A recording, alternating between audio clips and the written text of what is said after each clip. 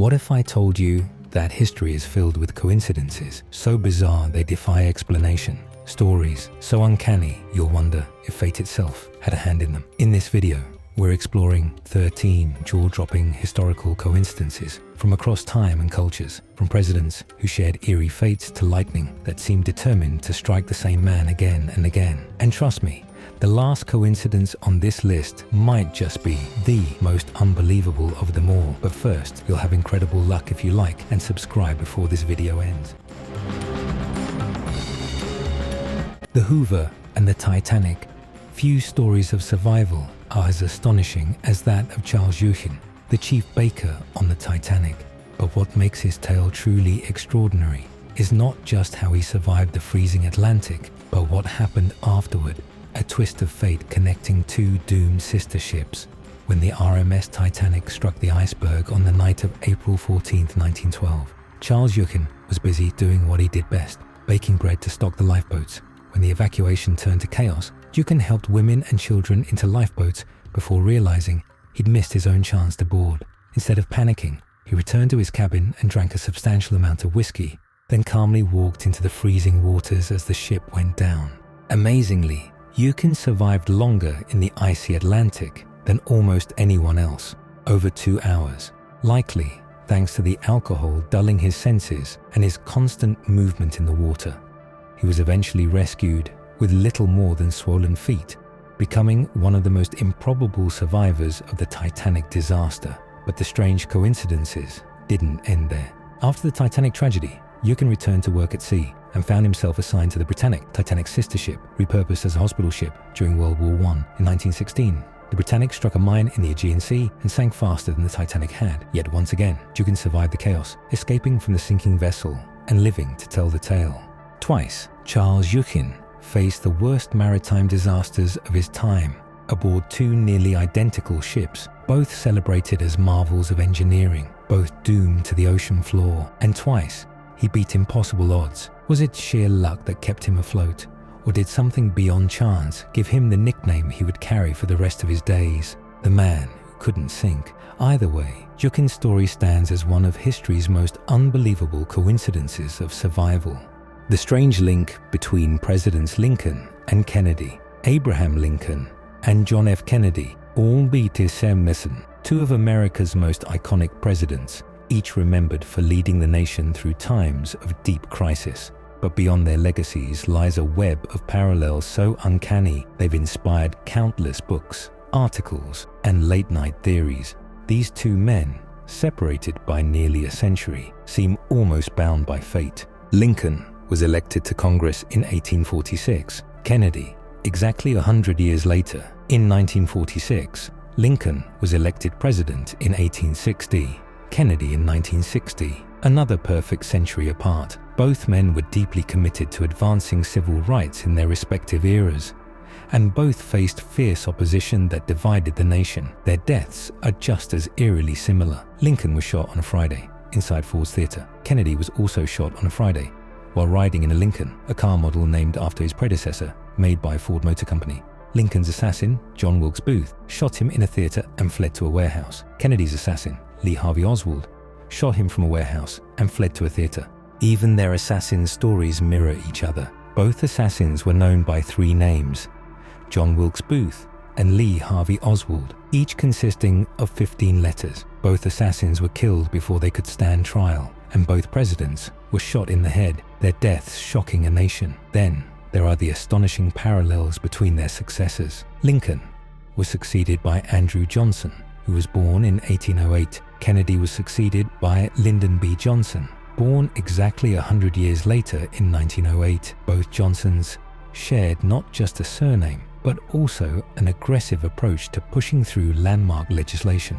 Their secretaries even bear strange coincidences. Lincoln had a secretary named Kennedy who urged him not to go to the theater on the night he was shot. Kennedy had a secretary named Lincoln who warned him not to go to Dallas before his assassination. As if these were not enough, both men were deeply involved with issues of civil and human rights. Lincoln issued the Emancipation Proclamation, and Kennedy introduced the Civil Rights Act that would end segregation. Their deaths not only ended their presidencies, but also left unfinished work that dramatically shaped America's future. Some argue these parallels are nothing more than coincidences magnified by human pattern seeking, while others see them as hints of something stranger at play, a historical riddle that refuses to fade. Whether you believe in fate, destiny, or pure chance, the case of Lincoln and Kennedy is a striking reminder of how history can echo across generations in ways that defy explanation. These remarkable similarities have fascinated historians, conspiracy theorists, and curious minds alike for decades, sparking debates about whether these men's lives were connected by something more than mere chance, and leaving us to wonder, are we seeing patterns where none exist, or did destiny truly weave their fates together? The unsinkable Violet Jessop. Some people are lucky, others seem invincible. And then there's Violet Jessop, a woman whose life reads like a script Hollywood wouldn't dare to write, for fear it would seem too unrealistic. Born in 1887 in Argentina to Irish parents, Violet Jessop survived tuberculosis as a child, a disease that claimed most who contracted it at the time. That was just the beginning of her dance with death. In her early 20s, Jessop took a job as a stewardess with the White Star Line, a prestigious British shipping company. Her first assignment was aboard the RMS Olympic, the largest civilian liner in the world at the time. In 1911, the Olympic collided with a British warship, the HMS Hawke. The damage was significant, but the Olympic managed to limp back to port without sinking. Jessop, unshaken, continued her career. Then came 1912, and the voyage that would etch her name into legend. Violet was assigned to the RMS Titanic, the unsinkable ship. When the Titanic struck an iceberg in the freezing Atlantic waters, Jessop held passengers into lifeboats and eventually boarded one herself. She survived the catastrophe that claimed over 1,500 lives. But fate wasn't finished testing her. During World War I, Violet volunteered as a nurse with the British Red Cross and was assigned to the HMHS Britannic, Titanic's sister ship, now converted into a hospital vessel. In 1916, the Britannic struck a mine and began to sink in the Aegean Sea. As the ship went down, Jessop jumped into the water and was nearly killed when a lifeboat was sucked into the ship's propellers. She survived again, this time with a fractured skull. 3 ships, 3 disasters, 1 woman who walked away each time. Today, Violet Jessop is remembered as Miss Unsinkable, a real-life legend whose brushes with death have baffled historians and inspired awe. Was it courage, pure chance, or something greater that seemed to be watching over her? The twins separated at birth. Imagine living your whole life believing you're unique, only to discover there's someone out there living almost exactly as you do, down to the smallest, eeriest details. That's what happened to Jim Lewis and Jim Springer, identical twins born in 1940 in Ohio. Soon after birth, they were adopted by separate families and raised apart, completely unaware of each other's existence. The coincidences started at the very beginning. Both adoptive families, without knowing the other, had done the same, named their baby boys James. As they grew up, both Jims loved math and carpentry, but struggled with spelling. They each owned a dog, both named Toy. The strange parallels continued into adulthood. Both men married women named Linda, then divorced, only to remarry women named Betty. Even more astonishing, each had a son they named James Allan, though one spelled it Allan and the other Allan. Both drove Chevrolets, smoked the same brand of cigarettes, drank the same beer, and even took vacations at the same beach in Florida. When the twins finally met for the first time at age 39, after being reunited through a Minnesota study on twins raised apart, they were stunned by the mirror-like nature of their lives. Researchers too were amazed, as the Jim twins became one of the most famous cases in behavioral genetics, raising age-old questions about nature versus nurture. Were their lives shaped entirely by their identical DNA, or did some mysterious thread of fate tie them together across the decades? Either way, the story of the Jim twins stands as one of history's most remarkable and unsettling examples of coincidence, a reminder that sometimes truth really is stranger than fiction. The bullet that waited 20 years.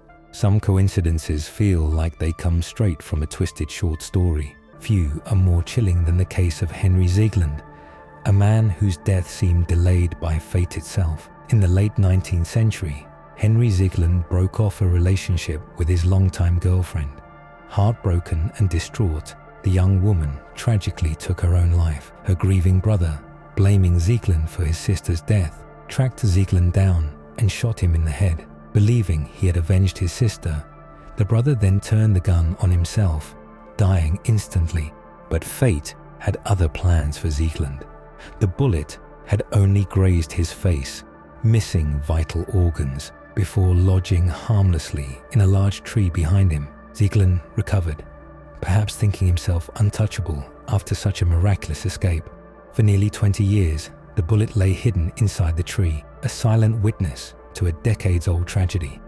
Then, one day in 1913, Siegland decided to clear the land and attempted to cut down the tree. When it proved too sturdy for his tools, he resorted to dynamite to finish the job. As the tree exploded, the force hurled the long-forgotten bullet from the trunk straight into Siegland's head. The projectile that had failed to kill him 20 years earlier had finally found its mark, ending his life in a grim twist of poetic justice. This astonishing story has persisted through the years as a symbol of inescapable fate, a reminder that the past can sometimes lie dormant, only to return when we least expect it. Did destiny bide its time for Siegland's reckoning? Or was this an extraordinary chain of events bound by sheer chance? Either way, the bullet that waited 2 decades remains one of history's most haunting coincidences. The Hoover Dam death bookends. The Hoover Dam stands as one of America's greatest feats of engineering, a massive concrete wall holding back the mighty Colorado River, symbolizing human ingenuity and perseverance. But hidden within the dam's remarkable history is a coincidence so tragic and precise, it feels almost scripted. Construction on the dam began in the early 1930s, and as with many dangerous large-scale projects of that era, safety standards were limited. On December 20th, 1922, a man named J.G. Tierney was surveying the Colorado River as part of the initial exploration for the dam's future site. During this survey, Tierney slipped, fell into the river, and drowned, becoming the first recorded death connected to the Hoover Dam project. As construction progressed, the dam claimed the lives of dozens of workers, a grim testament to the dangers of blasting rock, working with heavy machinery, and laboring hundreds of feet above the canyon floor. Yet what cements this story in the annals of bizarre coincidences is what happened exactly 13 years later. On December 20th, 1935, precisely 13 years to the day after his father's death, Patrick Tierney, J.G. Tierney's only son, was working as an electrician on the dam. That day, Patrick fell from one of the massive intake towers to his death, becoming the last person to die during the construction of the Hoover Dam. The fact that both father and son died on the same calendar day, 13 years apart, at the same massive project, feels more like the plot of a haunting folktale than historical reality. Were they victims of a cruel twist of fate, or did the dangerous conditions of the era simply make such tragedies more likely? Either way, the story of the Tierneys serves as a chilling reminder of the human cost behind monumental achievements, and how sometimes coincidence weaves a pattern so precise it feels impossible to dismiss. The tale of the 2 Erskine Childers. Erskine Childers was a man of many talents, adventurer, soldier, author, and later, a passionate Irish nationalist. But long before his political fate was sealed, he wrote a novel that would eerily foreshadow the tactics of a war that hadn't yet begun. A coincidence that still leaves historians scratching their heads. In 1903, Childers published The Riddle of the Sands, a gripping espionage thriller set against the backdrop of the North Sea. The book told the story of 2 British sailors who uncover a secret German plan to invade Britain, with Childers describing in meticulous detail how shallow waters and hidden sandbanks could be used by small boats for covert naval maneuvers. He based these descriptions on his own sailing experiences, making them unusually precise. At the time, the novel was hailed as an entertaining yarn, but it soon gained a reputation for something far more remarkable: prophecy. Just over a decade later, the First World War broke out, and Germany did indeed use similar naval infiltration tactics in the North Sea. almost exactly as Childers had envisioned in his novel. British intelligence officers were stunned by how closely Childers' fictional scenario matched the real strategies employed by the German Navy. Even more astonishingly, Childers himself, who once warned of German aggression in his writing, ended up fighting in the Royal Navy against Germany during World War I, using the very knowledge he'd put into his book. Later, he became a key figure in the Irish independence movement, only to be executed by a firing squad in 1922. This strange coincidence of life imitating art raises haunting questions. Did Erskine Childers simply have a keen understanding of naval strategy, or was he gifted or cursed with an uncanny glimpse into the future of warfare? The tale of Erskine Childers stands as a chilling reminder that sometimes fiction can predict reality with unsettling precision. The Mark Twain Comet connection. Few writers have shaped American literature like Mark Twain, the pen name of Samuel Langhorne Clemens. His wit and wisdom earned him legendary status, but his life was also marked by a cosmic coincidence that feels almost scripted by the universe itself. Mark Twain was born on November 30th, 1835, just as Halley's Comet made its once every 75-year approach to Earth. Throughout his life, Twain often remarked on his celestial arrival, seeing it as a sign that his fate was somehow tied to the famous comet. In 1909, he famously declared, "I came in with Halley's Comet in 1835. It is coming again next year, and I expect to go out with it." As Halley's Comet made its next return in 1910, Twain's health began to fail, almost exactly as he predicted. He died of a heart attack on April 21st, 1910, the very day the comet reached its closest point to Earth. His death wasn't just poetic, it was astonishingly precise, as though his life was bookended by a celestial event he had been born under and prophesied to die alongside.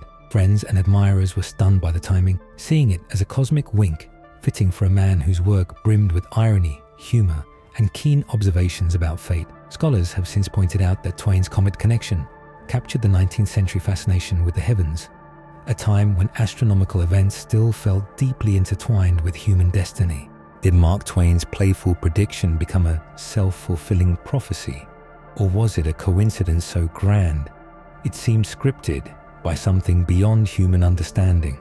The story of Mark Twain and Halley's Comet stands as one of history's most dazzling examples of a life in sync with the stars, reminding us how closely wonder, coincidence, and storytelling can align.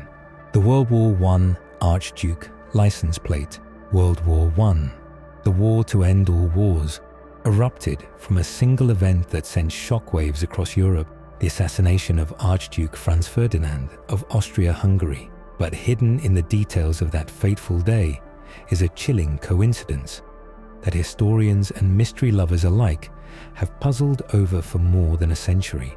On June 28, 1914, the Archduke and his wife Sophie were riding through the streets of Sarajevo in a dark Grafenstift automobile.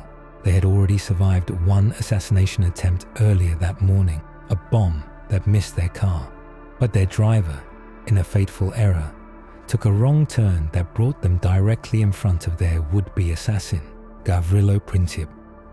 Princip fired, killing both the Archduke and his wife and setting in motion a chain of events that would lead to the First World War. But it's the car's license plate that has fascinated generations. Stamped on the vehicle was the number A3118, which many interpret as a shocking foreshadowing of the war's end. When the armistice was signed, bringing an end to World War I, the date was November 11th, 1918, or 11-11-18.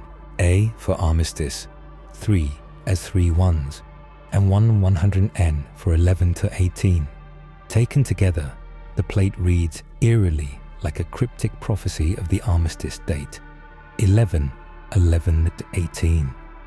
Could it truly be a coincidence that the car carrying the man whose death sparked the Great War bore a license plate seemingly predicting the very day the conflict would end 4 years later. Skeptics dismiss it as a coincidence or a creative interpretation of numbers, but others find it impossible to ignore. A detail so precise, it feels as if history itself left behind a riddle hidden in plain sight. The license plate of Franz Ferdinand's car remains one of the strangest, most unsettling coincidences in the tragic story of World War I. The babies in Bermuda. Bermuda has long been a place of maritime legends, mysterious disappearances, and stories of uncanny fate. But one of the strangest coincidences tied to these tiny islands doesn't involve ships or planes.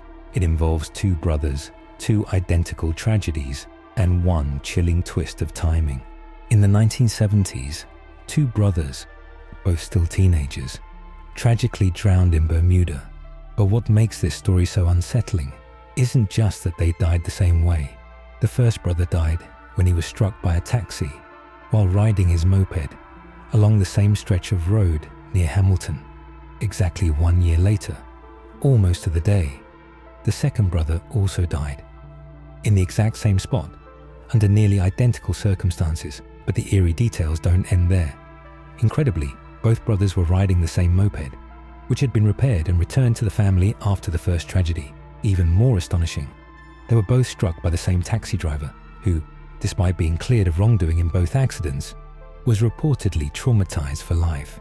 To add yet another layer of improbability, the taxi was even carrying the same passenger during both collisions. What are the odds that two siblings would meet the same fate, at the same place, in the same way, involving the same people and vehicle? This bizarre sequence of events has baffled statisticians and captivated anyone who's heard it, raising uncomfortable questions about fate, chance, and whether life sometimes follows a script we can't see. Some dismiss it as an example of the law of truly large numbers. Given enough time and enough events, even the strangest coincidences can happen. But for those who knew the family or witnessed the aftermath, the deaths of the brothers in Bermuda remain a chilling and tragic coincidence that defies belief. The Edgar Allan Poe prophecy. Edgar Allan Poe is celebrated as one of the greatest horror and mystery writers of all time, but one of his lesser-known works has given rise to a coincidence so unsettling it feels torn from the pages of a supernatural thriller.